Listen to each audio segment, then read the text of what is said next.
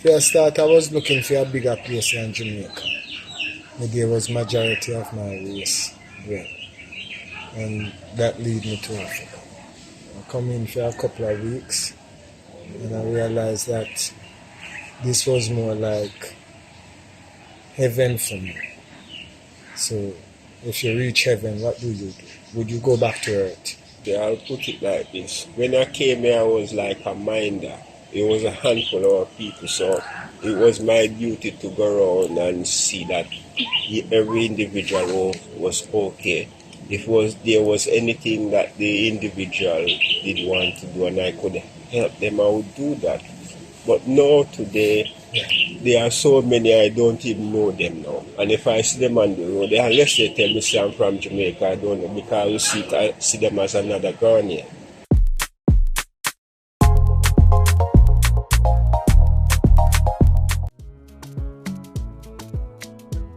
Many years back in the 70s, these Jamaicans left Jamaica to look for greener pastures, pursue education, and see what life held ahead of them.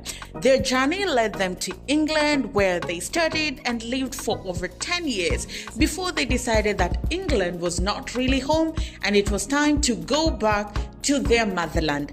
And the spirits and the ancestors and the chi inside of them led them to Accra, Ghana. And now they're here building a community of Jamaicans and Caribbeans and teaching Africans that they can unite, they can be one people, live a healthy life, and coexist peacefully. This is the story of the Caribbean community in Ghana.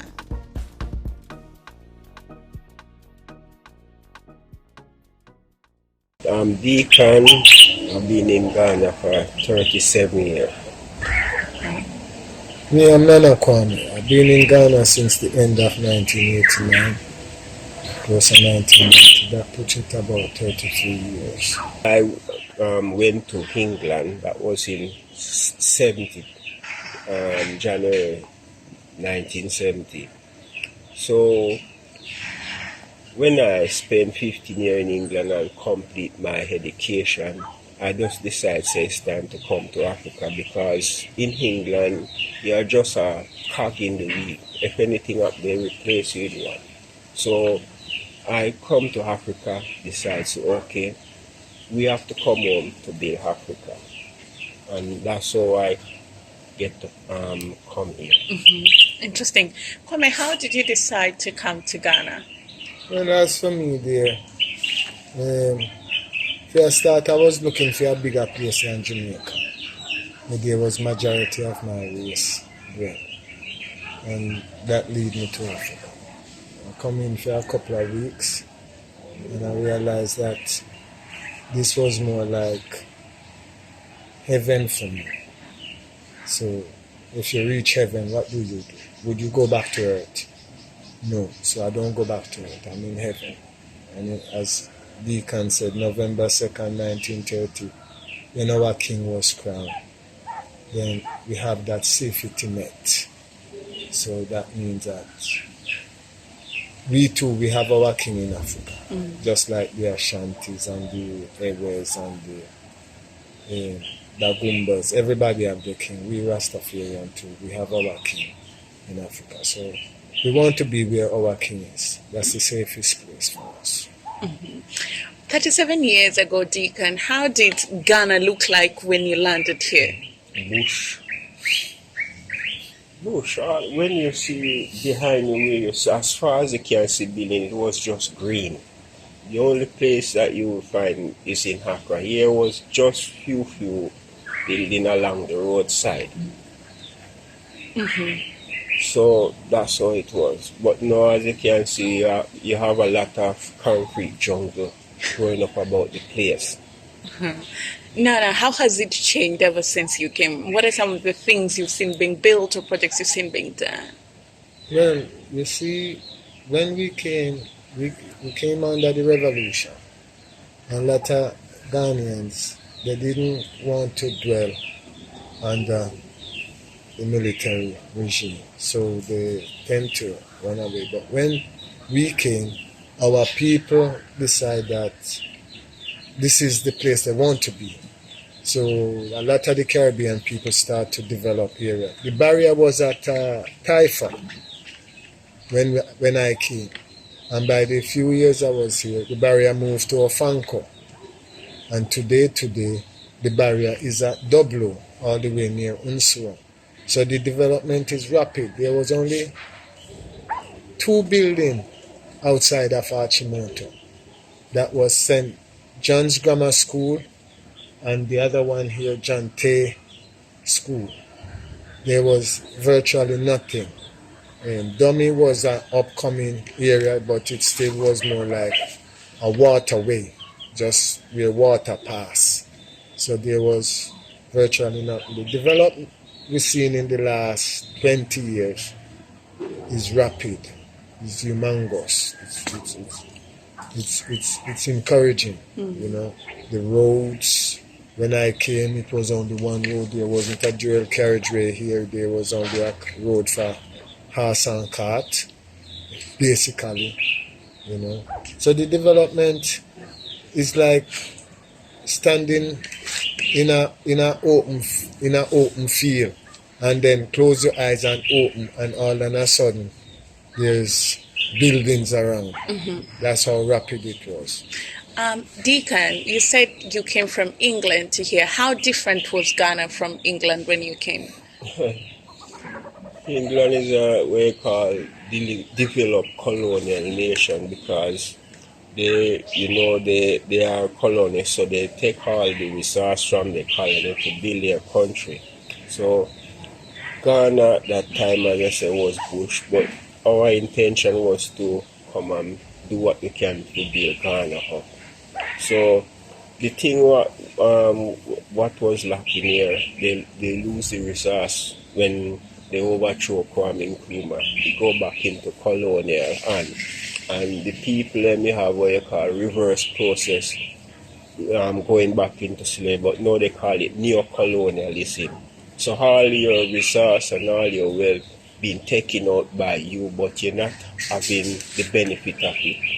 And if your government need money, they have to go to IMF and World Bank, and because all your resources, gold, diamond and manganese, have been taken away from you. So you have to go to these money hag for money, and each time you go, they give you term and condition. One term and condition was this: HIPIC, highly indebted nation. If you take a stock, if you have all these resources, you can't go in for this condition of highly indebted nation, because these are the resources all the developing nation crave for. And as I said, when they overthrow Kwame Nkrumah, they give all this back to the colonialists. Kwame, over 30 years in Ghana, how does it feel being in Ghana? When somebody asks you, how does it feel being in Ghana, what would you tell them? How is it feeling being in heaven? Yeah. It's heaven. For me, I don't have no other description. It's heaven, full stop. And how everybody go to church for generation after generation trying to get to heaven. And I was able to take an aeroplane and fly without dying. And I'm in heaven. So this is heavenly for me. What are some of the things about Ghana that make it a worthwhile experience, a heavenly-like experience? Okay, that's a good question. First, spiritually I'm free. Physically it's daunting and it's trying. So it gives the spiritual things to develop, to push the physical to develop. So what you would say now, in Ghana like this, it's a land of gold and diamond. So that's one of the aspects you have to take into consideration. That's what you want to leave for your generation behind. So that's one of the bright spots. So if you want to, we in Jamaica and in England, we're born children, but there's no heritage for them. There's no heritage for them, neither in Jamaica nor in England, because Jamaica is so small and England is not for us. So for here, it's complete like that. Deacon, I'm interested. What made you guys decide to settle in Pokuase and start building like a community, or how did that come about? He missed the route for Kupasi.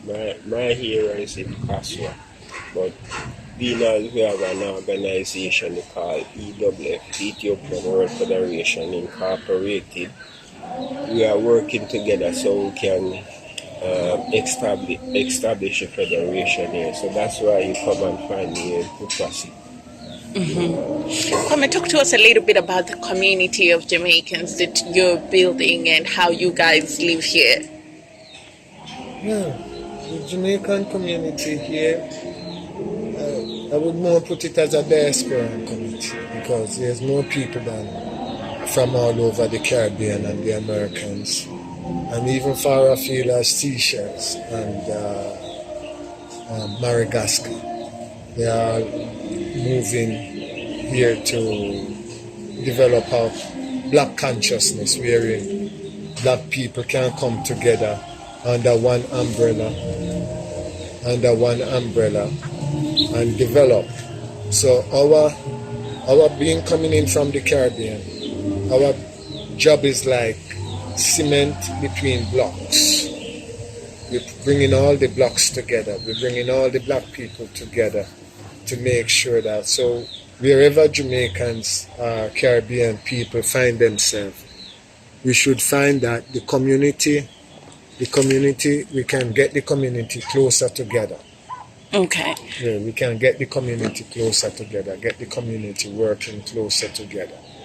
That's our aim and objective. And the federation is for black people home and abroad. Yeah, so that's what we work on to. So in the future, more or less what we are trying to do, establish Christ's government on earth. So what we are doing is just trying to get all the black people to see the importance of unity and self-sacrifice for each other so that we can, because 90% of we are Christians.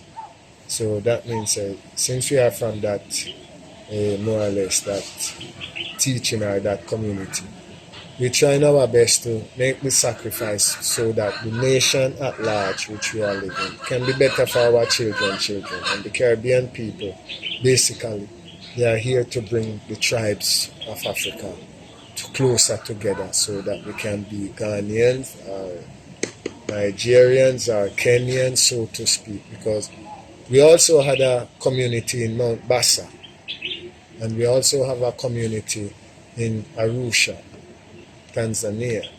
So small, and in Ethiopia we also have another community. So I can say small, the continent at large. Okay. Yes, we are working at the continent at large, not just Ghana. Deacon, over the years, have you seen many more people from Jamaica and the Caribbean come to Ghana? Because I'm sure 37 years ago there were very few of you here. Well, as you say, I'll put it like this. When I came here, I was like a minder. It was a handful of people, so it was my duty to go around and see that every individual was okay. If there was anything that the individual did want to do and I could help them, I would do that. But now today, there are so many I don't even know them now. And if I see them on the road, unless they tell me say I'm from Jamaica, I don't know, because I see them as another Ghanaian. Interesting.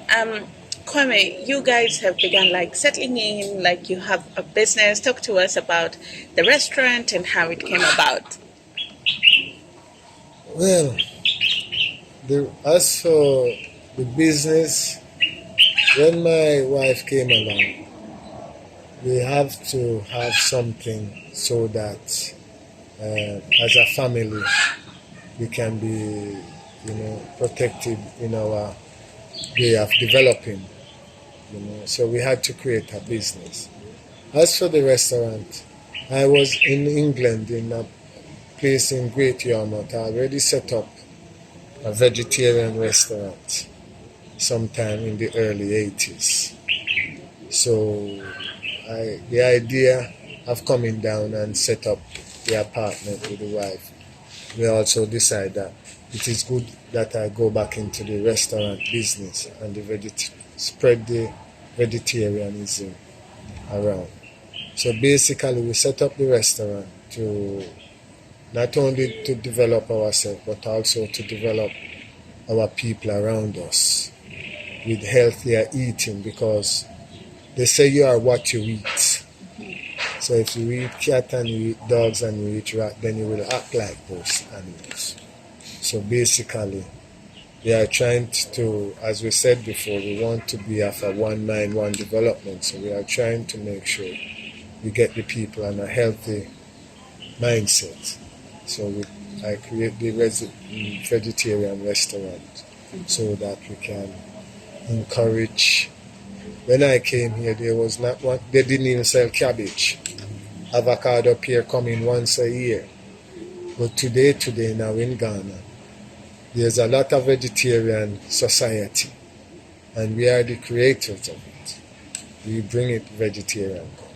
So it is now catching up, and you can see from our diet moving onwards, we able to coordinate easier, we're able to communicate easier, because that anger and those things which we get from animal, it's reducing in us. It's not reducing plenty, but it's reducing. So with that in mind, I think the vegetarian restaurant itself, it's making an impact. As to the business is set up so that the apartment, so that we could invite other people who want to see Africa and families who want to see, like come in touch, look around, and then find a place to where you want, you like. So even now, a lot of people stayed here. Probably if you go around, most of the older set of Caribbean people you find here, they probably stayed here at some point, and now they find some place they want, and they move on. So 9 times out of 10, if you ask somebody, Nana call me LEGASSI Gardens, they would tell you, say, oh yes, I've stayed there, or I have a friend who stayed there. Yes, so. You say your name is Nana Kwame. How did that name come about? Okay, that name come about from,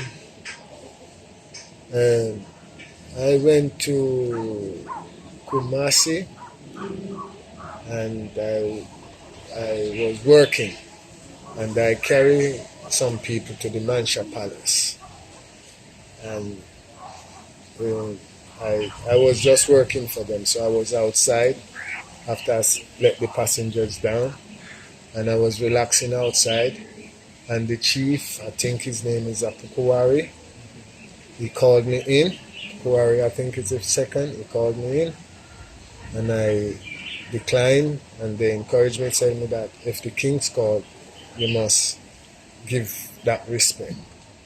So I went inside, and he asked me some question, and I turned to him and said, he asked me, what would you like? And I turned to him and I said, what I would like, you're not going to give me anymore. And he said, you try, go ahead. Then I made my request, and he said, and he laughed, and he said, your spirit is like Kwame. Yes, you are the return of an ancient leader called Nana Kwame.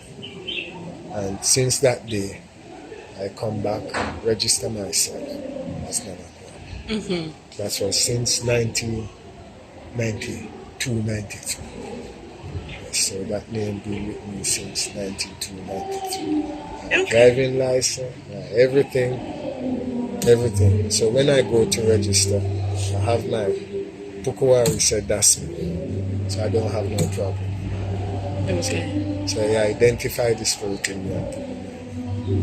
As we almost finish, Deacon, if somebody is ever thinking of moving to Ghana from your 37 years of experience, how would you sum it up for them?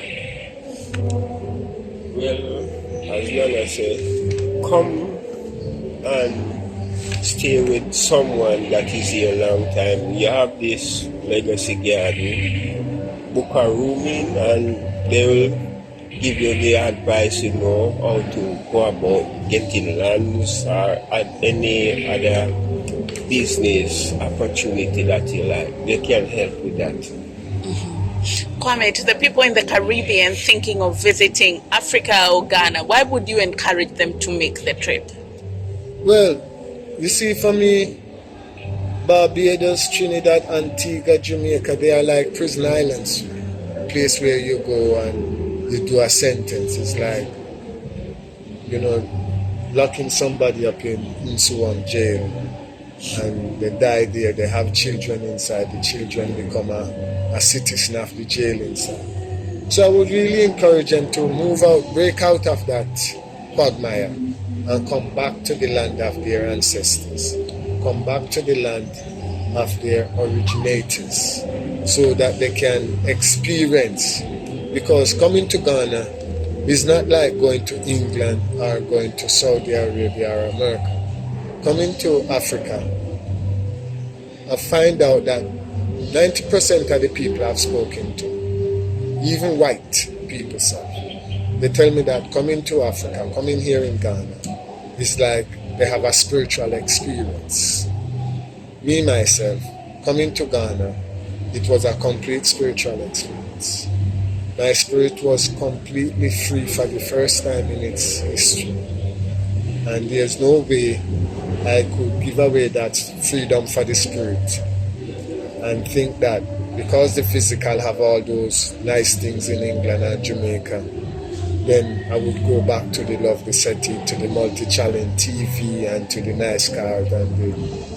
No, the spiritual here, it make the physical now become more purposeful.